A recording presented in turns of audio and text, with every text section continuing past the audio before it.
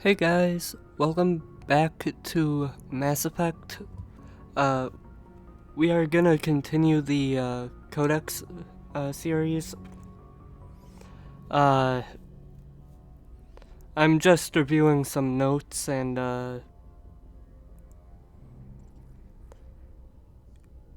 yeah, it looks like I'm probably gonna have to split this one up into at least 2 different videos, maybe 3.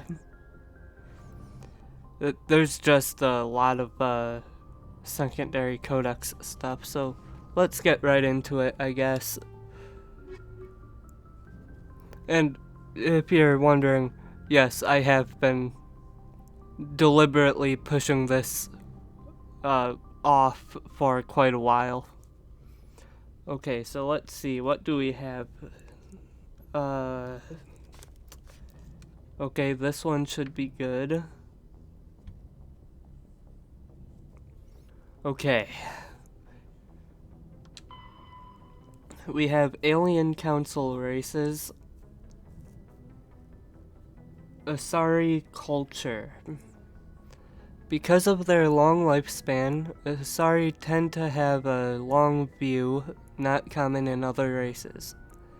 When they encounter a new species or situation, the Asari are more comfortable with an extended period of passive observation and study than immediate action.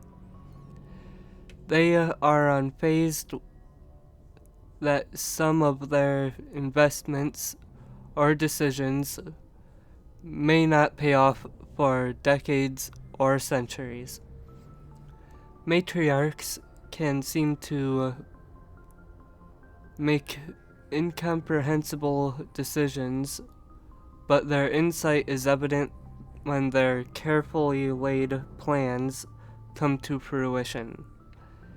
In interstellar relations, this long view manifests in an unspoken policy of centrism.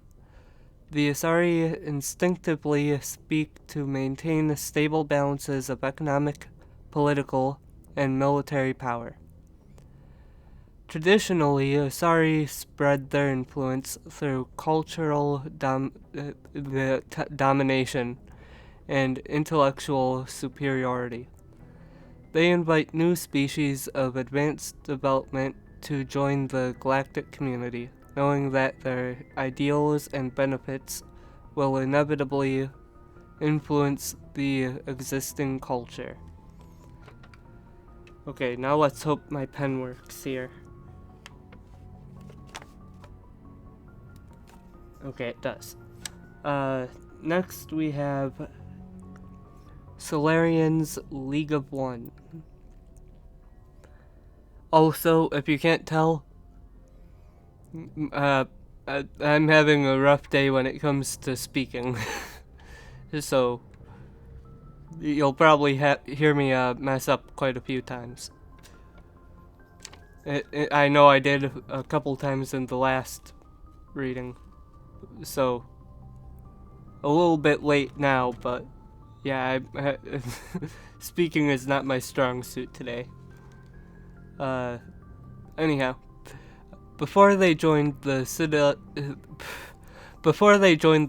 Council, the Solarians' most potent military tool was a small reconnaissance team known as the League of One. Their primary training was in espionage and assassination. Never more than a dozen strong, the team was adept at infiltrating the tightest defenses and eliminating all necessary obstacles. Only a few top members of government and military were privy to the League's identities. League members wore no distinguishing garments and held no particular rank. The only evidence of their participation in the League was a small medallion presented to each member upon induction. This secrecy was maintained until the formation of the Council. In an effort to dispel rumors and appease their new Asari partners, the Solarian Union released all classified documents pertaining to the League. The League of One was suddenly exposed and in danger of being hunted by enemies of the Solarians. Before any harm could be done, the team mysteriously disappeared. Most assumed this was a convenient lie to help hide their identities. But a few months later, the inner cabinet was murdered. Though there was no incriminating evidence, it was clear who was responsible. Realizing the threat posed by this rogue outfit, the Special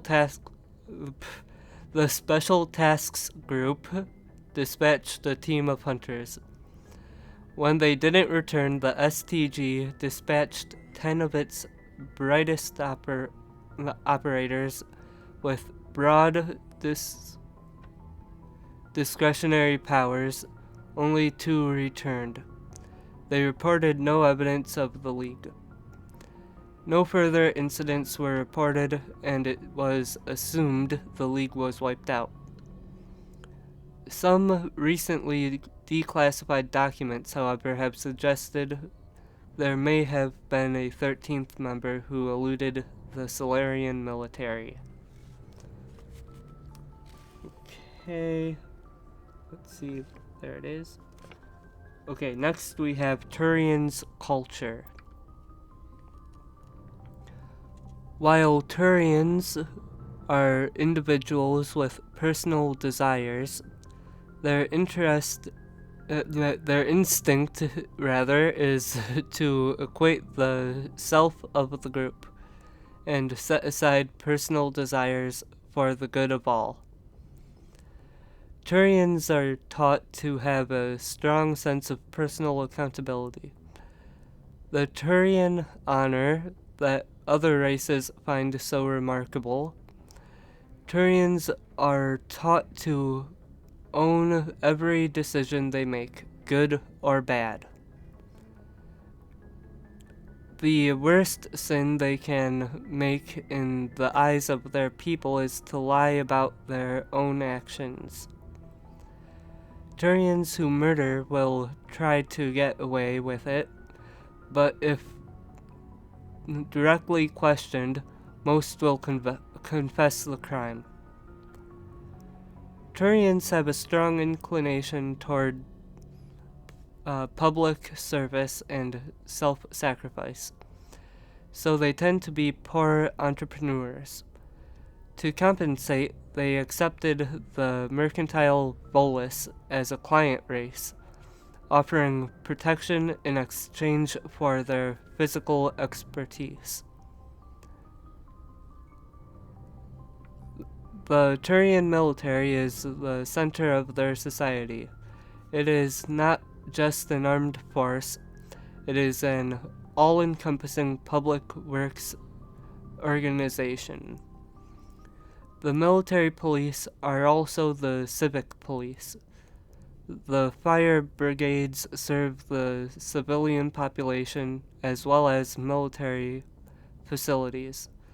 The Corps of Engineers builds and maintains spaceports, schools, water purification plants, and power stations. The Merchant Marine ensures that all worlds are get needed resources. Okay, let me mark that. Okay, next up we have Turian's military doctrine.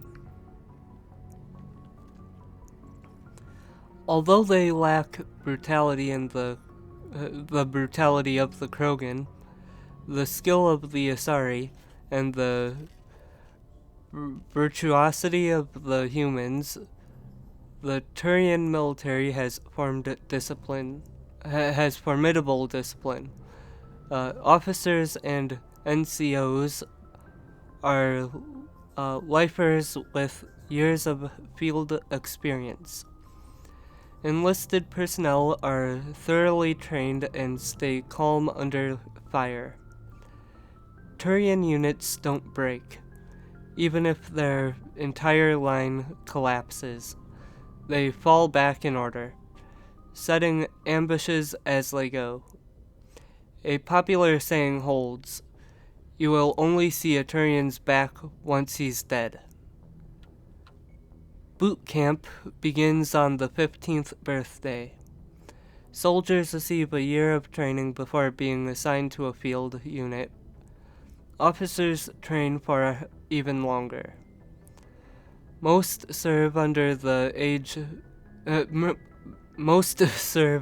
the age of 30, at which point they become part of the reserves.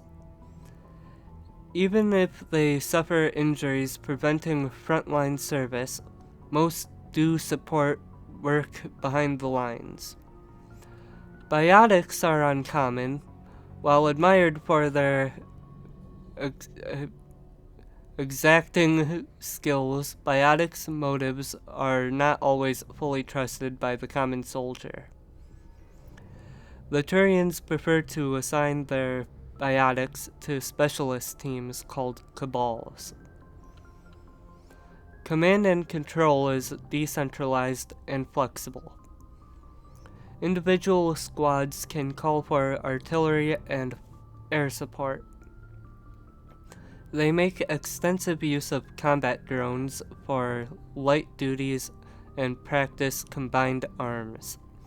Infantry operates with armor supported by overhead gunships. Strategically, they are methodical and patient, and dislike risky operations. Tradition is important. Each legion has a full-time staff of historians and chronicle its battle honors in detail. The oldest have records dating back to the Turian Iron Age. If a legion is destroyed in battle, it is reconstituted rather than replaced. The Turian recruit auxiliary units from conquered or absorbed minor races. Auxiliaries are generally light infantry or armored cavalry units that screen and support the main Turian formations. At the conclusion of their service in the auxiliaries, recruits are granted Turian citizenship. Okay, there's that one. Okay, we have Turians, the Unification War. At about the time the Solarians and Asari were forming the council, the Turians were embroiled in a bitter civil war. The Unification War, as it was later named, began with hostilities between the colonies furthest from the Turian homeworld Palaven. These colonies were run by local chieftains, many of whom had distanced themselves from the hierarchy. Without the galvanizing influence of the government, the colonies became increasingly isolated and xenophobic. Colonists began wearing emblems or facial markings to differentiate themselves from members of other colonies, and open hostilities became common. When war finally broke out, the hierarchy maintained strict diplomacy and refused to get involved. After several years of fighting, less than a dozen factions remained, and the hierarchy finally intervened. By that time, the chieftains were too weak to resist. They were forced to put an end to fighting and renew their allegiance to the hierarchy. Though peace was restored, it took several decades for animosity between colonists to fade completely. To this day, most Turians still wear the facial markings of their home colonies. As a point of interest, the Turian term barefaced refers to one who is beguiling or not to be trusted. It is also a slang term for politicians. Makes sense. I'm sure a lot of humans have slang terms for politicians, especially ones they don't like.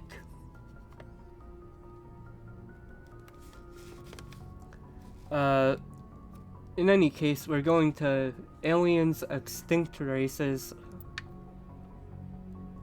and we're gonna start with Prothean's beacon. The beacon was a Prothean artifact unearthed on the Alliance colony of Eden Prime. Its resemblance to the Prothean databanks recovered on Mars provoked immediate interest from the Alliance and the Citadel Council. It proved to be a solid state data storage device. Geez, try saying that 5 times fast. Part of a galaxy-spanning comm network similar to the modern extranet. Intact Prothean paleotechnology is rare. The beacon seemed to promise another quantum leap of technology akin to the discovery of the Mass Effect drive and relays. Unfortunately, the beacon also drew the attention of the rogue Spectre Saren Arterius and his synthetic allies, the Geth. The Dawn raid by his flagship Sovereign resulted in hundreds of civilian casualties. The beacon was badly damaged. The motives behind the attack are still being investigated. During the recovery operation, the beacon fired a pulse of energy at the executive officer of the Alliance frigate Normandy, Lieutenant Commander Shepard. Survived and appears to have suffered no ill effects. Afterwards, the beacon fell inert. The mechanism appears to be dead.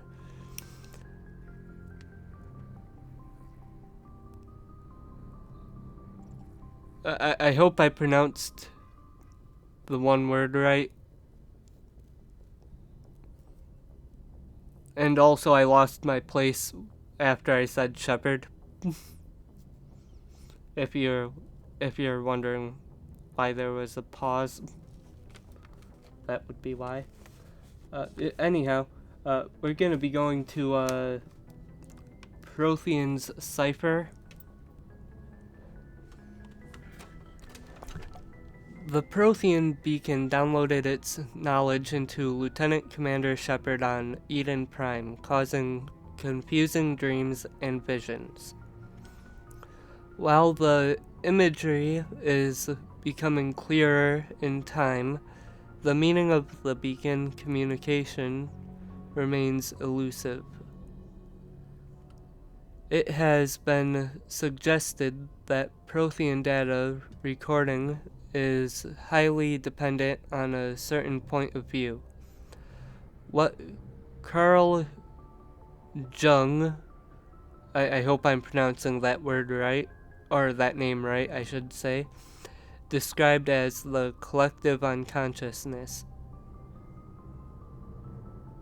The cipher needed to comprehend the images implanted in Shepard's mind is the cultural knowledge of a Prothean.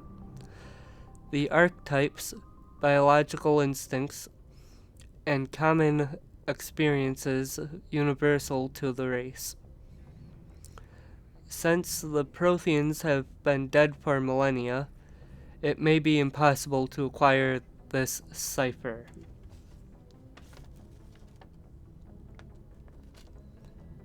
Okay, and next, as you can probably guess, is Prothean data disks.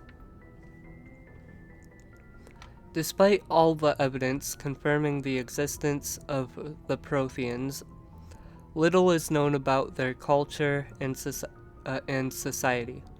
From time to time, dig sites will yield new clues, but after 50,000 years of decay, little of value is unearthed.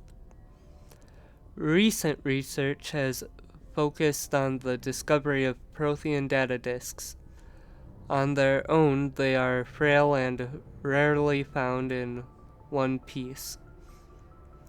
Occasionally, however, an intact disk will be discovered within a console or reading device. To date, over 3 dozen disks have been recovered, and a few of those have been restored to the point where researchers can begin analyzing them. Though it may be some time before scientists discover a way to transfer the data off the disks, they are currently considered the most tangible leads for learning more about the Prothean culture.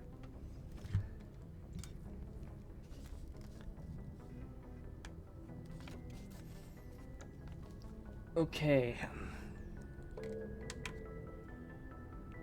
Next, we are going to aliens non-council races. And we will be starting with Geth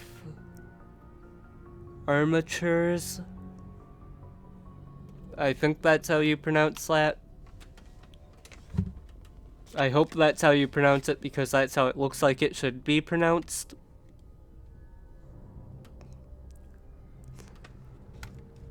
Armatures are quadruped all-terrain heavy weapons platforms, akin to the armored fighting vehicles of other races. Geth being synthetic intelligences, armatures are not crude vehicles, but intelligent entities capable of independent decision-making and learning. Armatures are equipped with heavy kinetic barriers. Their main cannon, mounted on the articulated head turret, appears to be a highly efficient conventional mass accelerator. It is capable of firing in anti-personnel and anti-tank modes. Some armatures carry drones into battle, presumably for reconnaissance purposes. Others host a swarm of insect-sized repair microbots.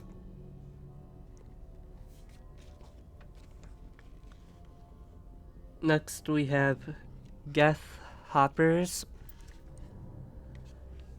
The Geth models, collectively dubbed Hoppers by Alliance forces, are electronic warfare platforms. Okay, before I continue reading that, couldn't you say the same about any Geth? I mean, they're all robots, so aren't they all electronic warfare platforms? Okay, back to reading. They can project electromagnetic radiation across a broad spectrum as an offensive weapon. They can also perform cyber warfare attacks against the onboard computers of body armor, hard suits, and weapons, adversely affecting their performance. The structure of hoppers consists of an advanced and highly elastic artificial muscle material. This allows a hopper to compress its entire body for powerful leaps. Hoppers also have thousands of molecule-scale barbs on the surface of their hands and feet, which are used to cling to walls and ceilings. Hoppers are very difficult targets, leaping from one surface to another in rapid succession. The Quarians have no record of any Geth models similar to hoppers. This new morphotype must have been developed over the last 300 years by the Geth themselves. This is troubling proof that the Geth are continuing to move towards technological singularity. Experts in synthetic life are intrigued that hoppers appear to be even more organic than baseline Geth. The identified subtypes of hopper have been codenamed Sapper, Stalker, and Ghost. Okay, let me mark that down real quick. Okay, next up is Krogan Genophage. The Genophage bioweapon was created to end the Krogan rebellions. From the start, the Krogan had overwhelmed the Council. Only timely first contact with the Turians saved the Council races. The Turians fought the Krogan to a standstill, but sheer weight of Krogan numbers indicated the war could not be won through conventional means. The Turians collaborated with the Solarians to genetically engineer a counter to the rapid breeding of the Krogan. The genophage virus gained the energy to replicate by eating key genetic sequences. Every cell in every Krogan had to be altered for the weapon to be foolproof. Otherwise, the Krogan could have used gene therapy to fix the affected tissues. Once a genophage strain could find no more genes to eat, it would starve and die, limiting spin-off mutation and contamination. This created genetic flaw is hereditary. The Solarians believed the genophage would be used as a deterrent, a position the Turians viewed as naive. Once the project was complete, the Turians mass-produced and deployed it. The Krogan homeworld, their colonies, and all occupied worlds were infected. The resulting mutation made only 1 in 1,000 Krogan pregnancies carry to term. It did not reduce fertility, but offspring viability. The rare females able to carry children to term became prizes. The Krogan warlords fought brutal battles over. The Krogan are a shadow of their former glory. While the rebellions took place centuries ago, they are constantly reminded of the horror of the genophage and the inability to counter it. The release of the genophage is still controversial, bitterly debated in many circles. Okay, I'm gonna mark that real quick. Okay, up next is Quarian's economy. The migrant fleet has little economic base, operating in a state of perpetual hand-to-mouth. While Quarian ships include light manufacturing and assembly plants, they lack heavy industries, such as refining and shipbuilding. The fleet has tankers for water purification and oxygen cracking, but the space-intensive nature of agriculture limits food production. A single disaster could destroy the fragile balance. The Quarians earn income in creative ways because the government is obliged to provide food, water, air, and medical support for every individual. The conclave strategically determines the course of the fleet to bring in resources and income. A species who suspects the migrant fleet is heading towards their space often offers a gift of surplus starships, fuel, and resources to convince the conclave to alter course. As the fleet passes through a system, swarms of mining vessels work over asteroids for metals and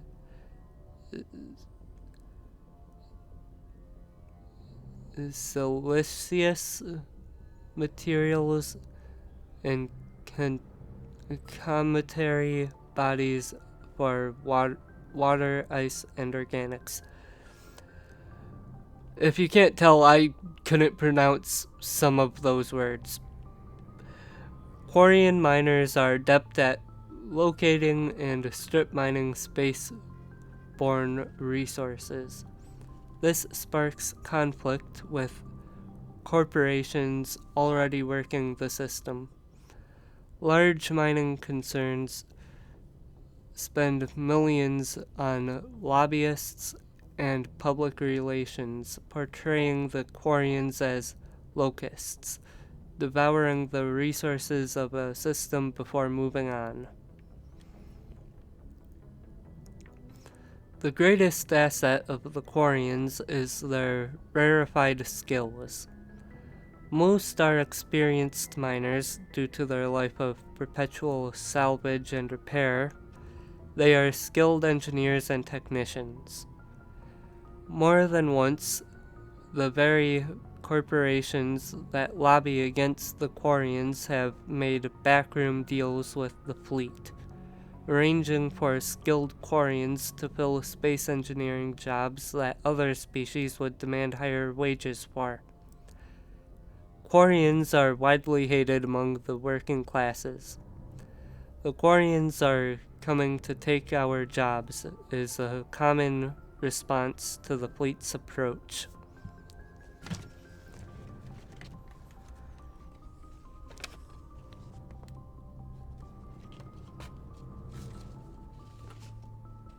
Okay, next up we have Quarian's government. Due to the Quarians' precarious existence and the need to enforce strict rationing, government is somewhat autocratic. The migrant fleet's operations are directed by the Admiralty, a board of 5 military officers who are advised by a legislative body called the Conclave. Each vessel in the fleet has the right to send representatives to the Conclave aboard the flagship. The number of representatives is based on crew size. Larger clans with bigger ships and more boats form the cores of political blocs. Opposition comes from the Outriders coalition, with delegates from thousands of smaller ships. The Admiralty defers to the Conclave's decisions in most circumstances. However, if all 5 members agree that a Conclave decision jeopardizes the survival of the fleet and cannot get the Conclave to address their concerns, they have the right to summarily overturn the legislative decision. After the Admiralty uses this extraordinary power, they must resign. If the Admiralty does not step down after using their veto, the rest of the military is obliged to arrest them. Each ship captain has authority over his vessel, but is advised by an elected civilian council, just as the Admiralty is advised by the conclave. This relationship may range from cooperation to polite tolerance to outright hostility, but any captain who overrules his council without good reason is relieved of command by the Admiralty.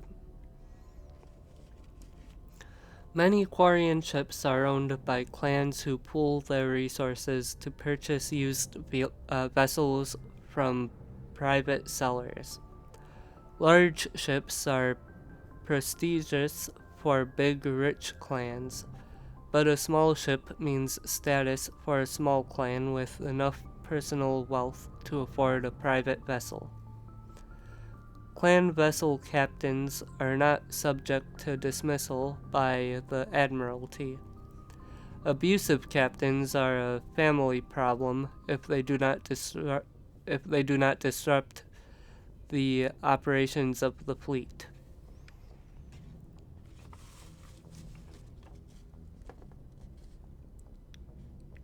Okay.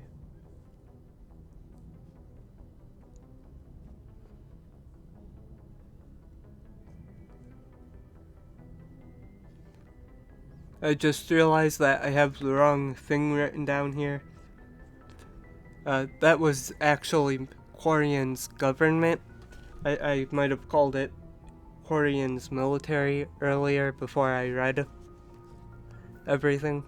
But, yeah, that was Quarian's government. I do not have a Codex entry for Quarian's military, but that being said, their government and their military is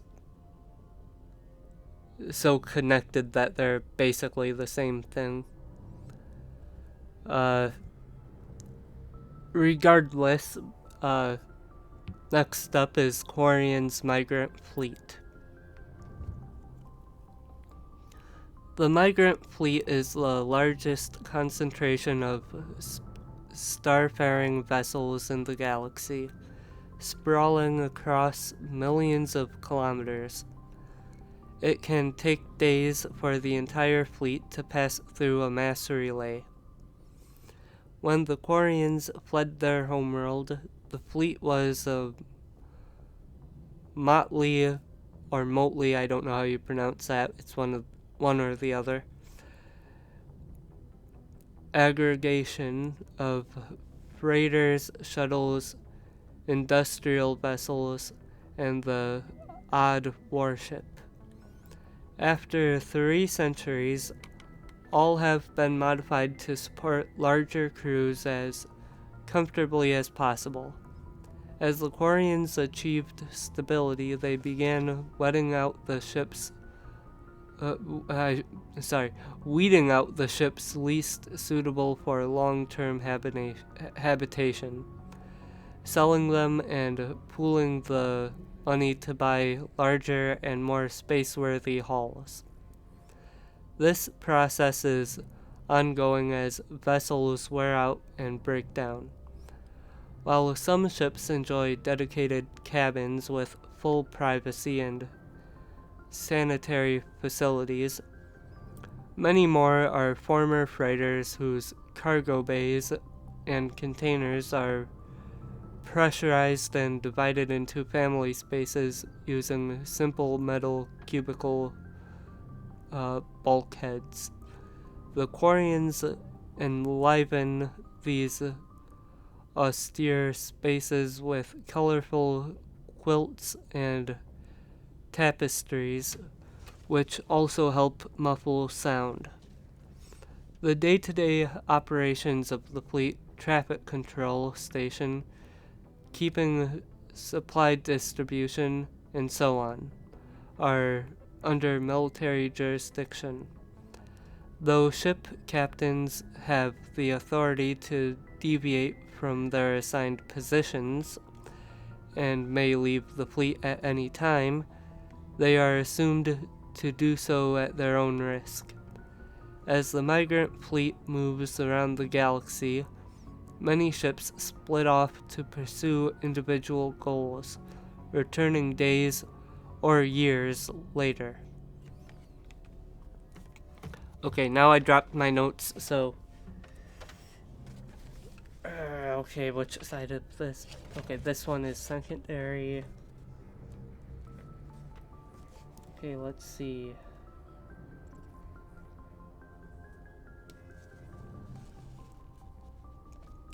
Okay, we actually are at about where I wanted to stop, so...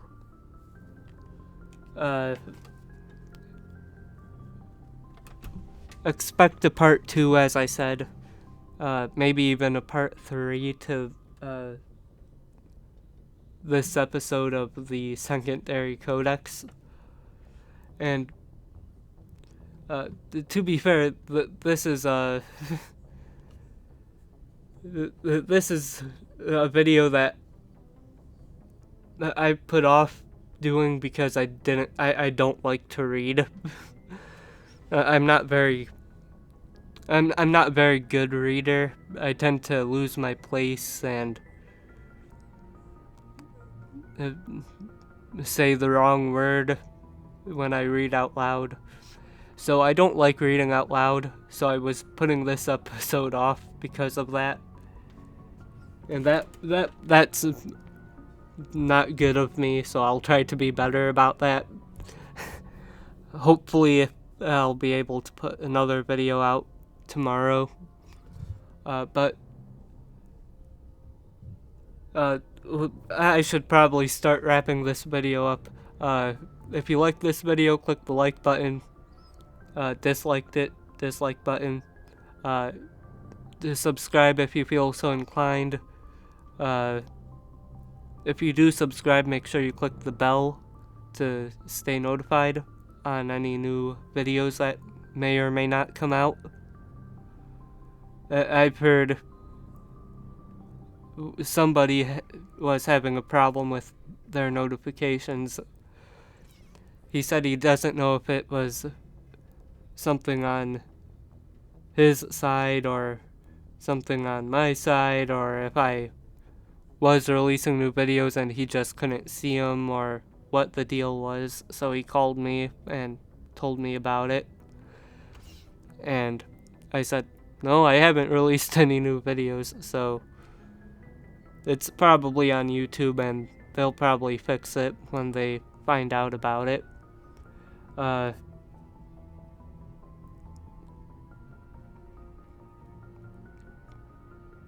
What else? There was one other thing I wanted to say.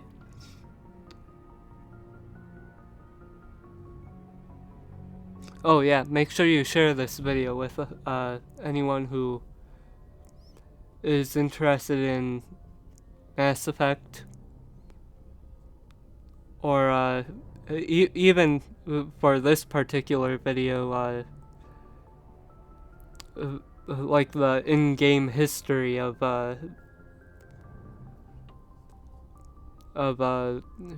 video game franchises. You can share it with them too. They'll probably get a kick out of this, especially after I messed up my speaking so much in this video. And I'll see you in the next one.